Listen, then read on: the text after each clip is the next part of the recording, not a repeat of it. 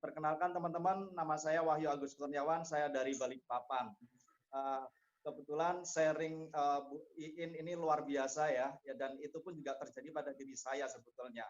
Jadi sedikit histori pada diri saya di tahun 2012, dulu saya sempat punya keinginan yaitu memiliki perusahaan. Alhamdulillah saya punya rezeki, saya membangun sebuah perusahaan itu, yaitu travel agent, dan saya bekerja keras di situ ya, tidak mengenal waktu, lelah, panas, hujan, saya tetap lakuin gimana caranya perusahaan saya bisa terbentuk. Alhamdulillah selama 3 bulan perusahaan saya terbentuk dan alhamdulillah dikenal banyak orang waktu itu. Dan setelah dikenal banyak orang, di situ terjadilah zona nyaman, di mana setiap yang saya lakukan itu pasti mendapatkan income yang cukup besar waktu itu, Bu Iin. Tapi di tahun 2017 akhir, nggak ada angin, nggak ada hujan juga. Kebetulan saya ini orang yang ibaratnya agak ada ambisi ya, ada ambisi di mana saya tuh harus bisa ibaratnya menunjukin kalau saya tuh bisa, apapun tuh bisa, seperti itu waktu itu. Nah, di tahun 2017 akhir saya jatuh sakit seperti itu mungkin. Nah, yaitu saat sakit paru-paru hidrotorak. Dan saya waktu itu di diagnosa paru-paru hidrotorak hampir 5% saja itu sisa paru-paru saya. Dan itu setiap masuk ke rumah sakit saya harus menyediakan uang yang cukup lumayan waktu itu. Dan itu pun biaya rumah sakit juga cukup besar, Bu Iin. Dan di situ satu persatu aset saya itu mulai terjual dan bahkan saya juga ada pinjam uang dan bahkan minus dari segi keuangan saya. Saya sudah sakit, saya juga sudah banyak pikiran di situ, tapi juga namanya saya ingin berusaha untuk bangkit. Disitulah timbul rasa syukur saya, di mana saya juga harus banyak bersyukur bahwasanya saya sakit ini saya masih diberi suatu ujian yang nanti akhirnya akan menjadi suatu keindahan buat saya. Dan alhamdulillah saya bisa sembuh seperti ini. Saya kebetulan waktu itu sebelum saya sakit, saya sebelum menikah, Bu Iin ya. Saya kenal istri saya dan saya menikah ya, sebulan 2 bulan saya dikenalkan satu produk. Waktu itu posisi paru-paru saya masih berkembang sekitar 45%. Dan saya dikenalkan satu produk yaitu Alpha Meta. Alhamdulillah waktu itu baru beli satu botol aja, Bu. Tapi begitu konsumsi, alhamdulillah paru-paru saya mulai membaik waktu itu lah. Yaitu dikenalkan dari Bu Lastri, thank you Bu Lastri dan Bu Rona ya. Dan setelah dari progres saya konsumsi Alpha Meta itu, dokter menyatakan bahwasanya paru-paru saya kok cepet banget berkembangnya waktu itu. Dari situ pun saya mengonsumsi Alpha Meta yang ibaratnya maintenance-nya agak banyak seperti itu, Bu Iin, dan ibaratnya nggak pernah telat. Nah, waktu itu saya beli paket, yaitu paket Diamond waktu itu. Dan alhamdulillah Bu Rona waktu itu menjelaskan tentang bisnisnya sendiri gitu loh. Saya waktu itu sih belum sempat berpikir tentang bisnis, karena gini, menurut saya ini sudah orang yang nggak punya apa-apa waktu itu ya. Waktu itu nggak punya orang apa-apa, dan bahkan saya pun makan masih dari tangan kerja kerasnya istri saya waktu itu ya. Jadi saya nggak pernah berpikir tentang gimana caranya aku bisa mendapatkan uang waktu itu. Dan itu luar biasa buat saya sebagai laki-laki, karena saya kepala rumah tangga ya kan waktu itu. Tapi waktu itu saya diajak Bu Rona itu ketemu Pak Hardi waktu itu di salah satu mall perbelanjaan yang ada di Balikpapan ya. Saya dikenalkan tentang bisnis ini, tentang bisnisnya FFC. Di situ saya sempat ibaratnya mengetuk hati saya di mana, oh ini jalan keluarku, oh ini jalan keluarku gitu loh. Mana saya bisa mendapatkan sebuah yang saya ini dapat kembali waktu itu, Bu. Itu namanya kepepet, itu betul banget. Karena apa? Waktu dikenalkan dengan bisnis ini, sebetulnya hati dan pikiran saya belum ready.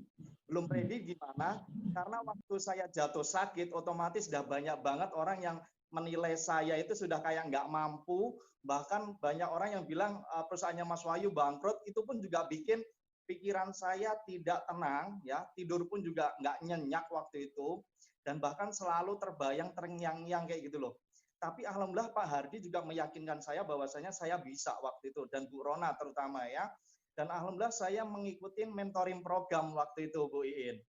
Mentoring program saya dibimbing Bu Rona, saya ngikutin step by step-nya ya, baca buku, dengarkan CD ya waktu itu, dan saya selalu dengar kata-kata Bu Iin, ibaratnya Bu Iin itu seperti ini loh, pokoknya duplikasinya dari Bu Rona luar biasa lah ya, Bu Lastri juga, Pak Hardi, setiap ngikutin pertemuan, Bu Iin seperti ini dulu yang punya hutang sekian bisa lunas, Bu Ailing sekian lah, itu buat saya makin grow dan makin bertambah ibaratnya kepercayaan saya itu loh untuk lebih fight di bisnis ini.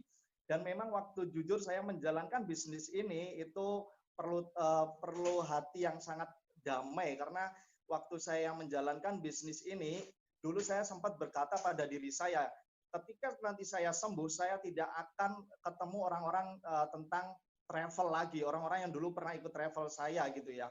Karena kebetulan travel saya ini hampir 95% yaitu pejabat semua kayak gitu. Tapi waktu itu karena di bisnis ini nih sifatnya itu harus berinteraksi sama orang dan orang lagi, karena memang di bisnis ini yang penting kita loyalitasnya, kita harus bisa memperkenalkan produk kita dan bahkan bisa diajak ke satu bisnis kita, ya enggak? Tapi alhamdulillah di situ saya membuka hati, dan di sini saya harus menata dulu Bu Iin waktu itu. Menata hati, saya harus damai dulu dengan keadaan saya, dengan pikiran saya. Tapi ketika saya sudah damai dengan pikiran saya dan hati saya, itu betul-betul buat saya ibaratnya no comment deh. Dan saya harus bisa menyadari bahwasanya gini, ini loh keadaanku sekarang, memang aku nggak ada, tapi aku akan buktikan bahwasanya nanti aku akan bisa jauh lebih baik daripada yang kemarin. Nah itu alhamdulillah yang menguatkan saya pribadi, yaitu Bu Rona yang selalu kontak terus, bro kamu gini lah. Waktu itu buat saya itu luar biasa ya. Thank you Bu Rona, Bu Lastri ya, Pak Hardi, Bu Mary, di mana juga selalu membimbing saya dan istri saya gitu loh ya. Dan alhamdulillah saya mengikuti mentoring program waktu itu, yang namanya suatu program di mana juga nggak semuanya berjalan mulus. Pastinya ada namanya batu-batu kerikil yang harus kita lewatin ya nggak? Itu banyak banget rintangannya, di mana saya dengan istri saya juga terjadi yang luar biasa, tapi di situ juga selalu diingatkan ini loh. Nah habis itu di mentoring program kita bisa goal, dan alhamdulillah di situ terasa kayak menang gitu loh, bahwasanya ini loh langkah saya di sini itu sudah ada patokannya, di sini berarti ada uangnya, di sini berarti aku bisa membeli impian saya gitu loh waktu itu. Dan alhamdulillah saya ngikutin mentoring program dan saya dijelaskan tentang gimana saya membangun jaringan waktu itu. Dan sebetulnya bisnis ini kan simpelnya tuh apa ya, itu berinteraksi, di mana dulu waktu saya membangun ya, waktu saya membangun ya. Boleh nggak kamu cerita berapa kamu dapat dari bisnis ini? Dari mentoring program. Ya, sampai hari ini. Ya. Dari ini alhamdulillah hampir 600-an gitu Bu. Dan kebetulan hampir 600-an juta kan? Ya. Oke. Jadi ada ya, perjuangan seperti apa yang kamu lakukan? Ya waktu itu gini, jadi cara saya melakukan bisnis ini, yang penting saya harus damai dulu sama pikiran. Saya pokoknya minta yang terbaik sama yang kuasa ya. Minta yang terbanyak dan terbanyak dari yang maha kuasa, karena semuanya yang memberi yang kuasa. Pokoknya saya juga nggak pernah mikirin masalah namanya penolakan itu. Yang penting saya harus ngomong, kenapa ini saya kasih berkat, di mana ini satu ibaratnya produk yang bagus dan bisnis yang bagus waktu itu ya. Dan satu persatu saya lakukan, di situ saya mendapatkan income. Memang ada hal-hal yang perlu saya ini, sebenarnya saya ini orang yang ibaratnya orang susah kayaknya gitu ya, orang yang banyak hutang, tapi saya nggak mau kelihatan orang punya hutang gitu loh. Jadi penampilan saya pun harus rapi, saya harus harum, saya juga harus rapi, pokoknya seperti itulah Bu In. Jadi saya pun harus tunjukin bahwasanya ini loh, saya ini sudah ready, di mana aku bisa ngangkat orang juga. Itu sih, itu waktu itu yang saya terapkan Bu. Jadi satu persatu saya bisa ngelunasin hutang, dan saya yakin di bisnis ini, saya yakin 100% saya bisa melunasin hutang semuanya, saya bisa membahagiakan istri saya dan keluarga saya. Itu impian saya. Dan memang saya di bisnis ini bukan hanya untuk ibaratnya gini loh, ibaratnya tuh saya ya di sini saya tidak dilakukan hanya untuk bertahan hidup, tapi saya ingin menikmatin hidup. Jadi saya betul-betul di FFG bersama keluarga FFG yang ibaratnya buat saya luar biasa, di mana selalu mengingatkan saya, Pak Ongki, Bu Iin, Bu Aili, Pak Ludwig, Pak Hardi, Bu Mary, Bu Rona, Bu Lasri, alhamdulillah beliau-beliau buat saya luar biasa. Dan thank you pokoknya Bu Iin. Dan mungkin saya ada salah satu gambar yang mungkin Bu Iin bisa lihat kan ya, itu operatornya. Ya. Ingin hanya bertahan hidup. Ya. Dia ingin menikmati hidup. Bertahan hidup dengan menikmati hidup adalah dua hal yang berbeda. Ya Wahyu, silakan. Betul. Oke, itu ada gambar saya di mana saya juga travel agent, di mana saya juga dari berbagai kota bahkan negara, hampir 20 negara saya kelilingin ya. Dan itu ibaratnya saya begini, selalu saya justru sebetulnya ilmu marketing saya di travel itu masih melekat 100% di otak saya. Tapi saya nggak terpengaruh dengan travel saya lagi. Karena saya sudah nyaman banget, saya sudah damai banget dengan apa yang saya rasakan di hari ini. Kayak gitu ya. Dan itu saya bayangkan, selalu saya membayangkan yang terbaik, yaitu kayak kalau gini, di FFG kan selalu ada program, di mana program-program FFG kayak kemarin kita bisa dan di 1.800 BV itu buat saya juga luar biasa, karena saya orangnya ambisi, di mana saya juga harus bisa dan saya harus juga menunjukin ke downline saya, jaringan saya. Saya membayangkan satu foto ini tim saya yang ikut nanti next suatu saat terjadi pada diri saya dan tim saya, yaitu jalan-jalan bersama keluarga. Ya, next.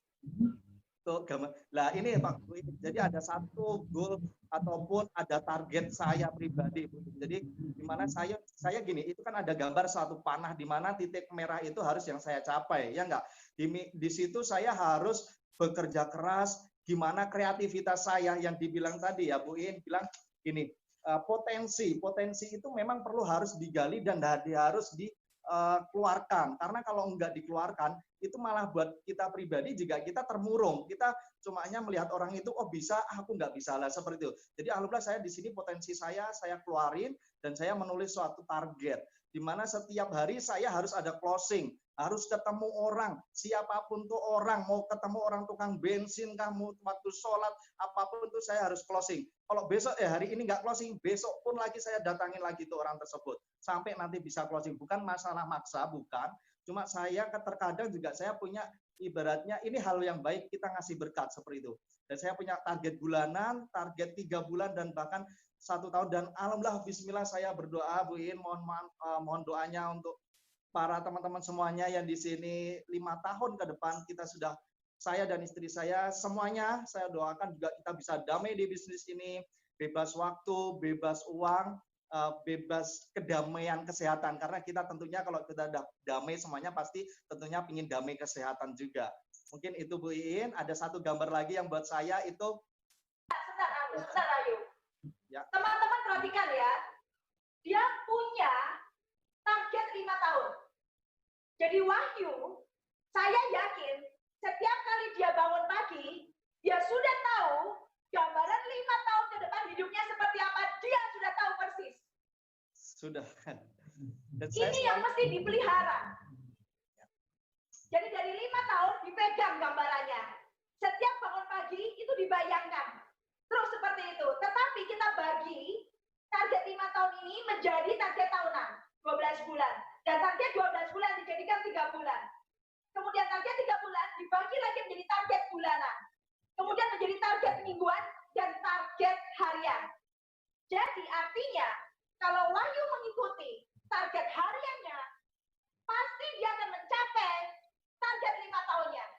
Amin, Wahyu. Amin. Ini yang harus dipegang, teman-teman. Ini persis yang dilakukan saya dulu. Saya memperhatikan harian saya untuk hal besar yang saya imajinasi tiap hari. Tidak ada sedikit pun yang masuk.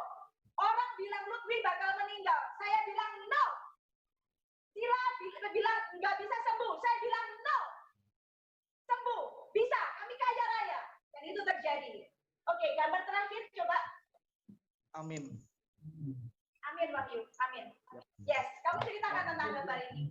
Tadi ada gambar yang sangat luar biasa ya bagi saya. Dulu saya sempat gini, mungkin Bapak Ibu bisa perhatikan ya gambar di atas sama yang di bawah itu ada, yang di atas itu gambar di keramaian di satu perjalanan, dan di bawah yaitu COVID yang saat ini terjadi gitu ya. Oke, saya gini, saya sempat ke suatu daerah waktu itu ya, saya sempat waktu kalau di Balikpapan di Samarinda itu kan agak jarang flyover jalan pertengahan itu, tapi kalau di Jakarta itu banyak, dan itu sempat saya juga berdiri di atas flyover ibaratnya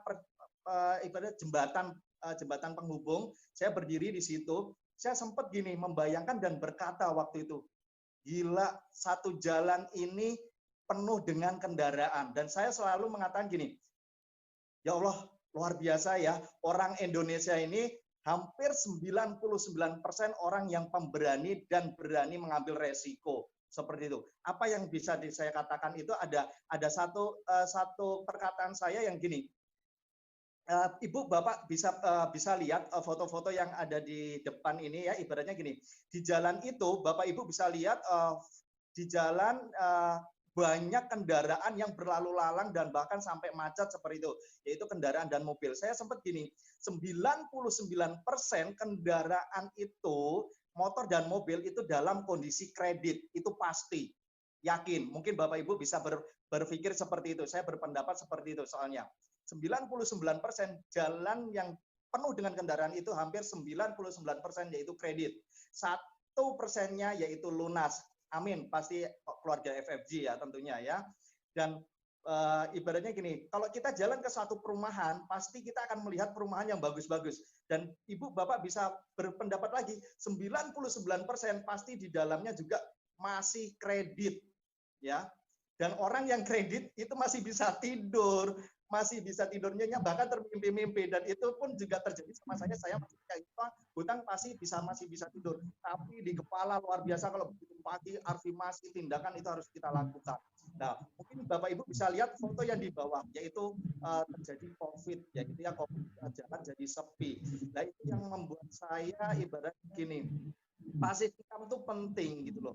Yang ibaratnya saat ini dengan adanya COVID, perusahaan tutup, semuanya kredit macet, segala macet, semuanya lah mengimbas ke semuanya. Tapi saya bersyukur kembali bahwasanya di mana saya sempat berpikir lagi, Bapak Ibu bisa kembali lagi ke foto yang di atas, yaitu satu tujuan kita. Bapak Ibu bisa lihat foto ini, banyak kemacetan, banyak kendaraan ya, banyak orang di dalamnya, itu punya satu tujuan yang sama, yaitu sukses. Betul? Betul ya Bu ini ya? Ya, jadi hanya kata satu yaitu sukses. Nah, sukses yang seperti apa itu perlu harus kita ketahui. Dan alhamdulillah saya bersyukur dan terima kasih kepada Bu In, Pak Ludwig dan tim Pak Hardi. Semuanya itu saya bersyukur. Oke, thank you Wahyu. Amazing ya. Maksud pesannya Wahyu adalah begitu banyak kendaraan yang sebelum COVID terjadi, ya, itu sebagian besar adalah yang masih sifatnya hutang. Ya. Artinya, begitu banyak pasar kita, begitu banyak market kita, bukan hanya orang yang butuh produk, orang sakit-sakit, enggak. Hampir setiap orang sekarang ini di dalam rumah tangga, itu pasti punya kredit mobil, kredit rumah. Dan mereka ingin menyelesaikan itu. Cuma mereka belum ada dalam sense of urgency. Bahkan orang menikmati, utangnya dipanjang-panjangin. Padahal bagaimana enak hidup dengan utang. Nggak freedom sama sekali. Disitulah sense of urgency berperan. Anda harus meraih freedom Anda secepatnya. Secepatnya harus lunas, bersih, bebas dari hutang. Oke, apa yang dilakukan oleh Wahyu? Coba perhatikan ya. Ini tunjukkan satu video pendek ya. Ini loh perjuangannya seorang Wahyu dengan penampilannya yang rapi, tapi tidak rela naik motor untuk pergi ke tenaga. Setiap hari Wahyu seperti ini, pulang pergi seperti ini.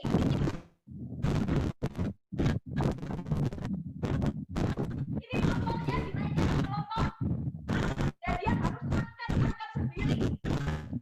Kalau penumpangnya nggak banyak lagi, ya udah, angkat sendiri motor, pindah dari satu perahu ke perahu yang lainnya.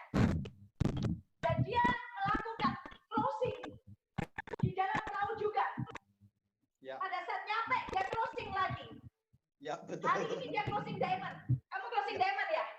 Ya. Di Klotok ya? Ya. Benar ya? Oke. Lihat ya, saya tahu akan-akannya udah pernah ikut itu. Ada Bu Mary, Bu Rona pernah ikut itu. Saya aja belum diajak ya. Saya mau naik Klotok juga. Luar Oke, biasa. lihat ya. Sorry ya, brother sister ya, karena videonya nggak berjalan sempurna. Tapi kalau Anda saksikan videonya, Anda akan lihat bagaimana perjuangan seorang Wahyu. Ya. Dan Jadi dia melakukan berbagai macam cara. Kreativitasnya dia ini dipakai betul-betul. Coba tunjukkan satu video lagi. Gak apa-apa, dilihat sedikit aja. Ya, satu video lagi. Ya, ini dia buat. Ya, satu kali dia kirim ke saya. Video ini. Bagus banget videonya. Top habis videonya. Ada dengarkan aja.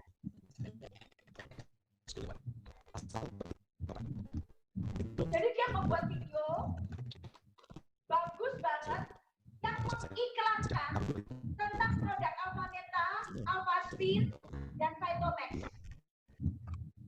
Tapi keren banget videonya. Ini dia tunjukkan dari dia sakit sampai dia sembuh.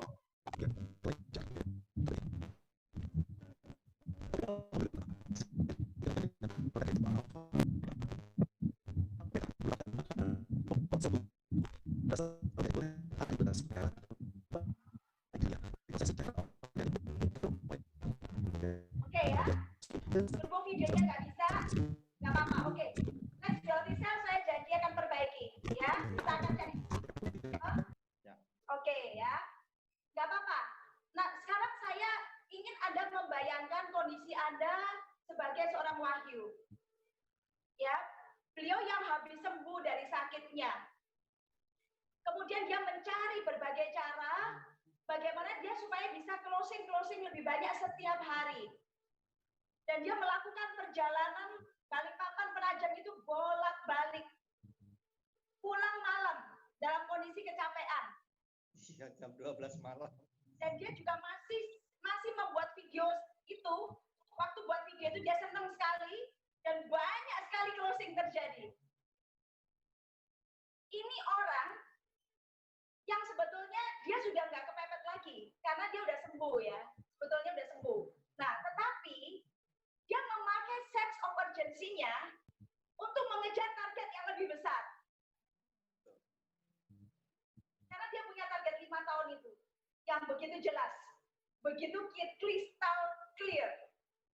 Oke, thank you Wahyu.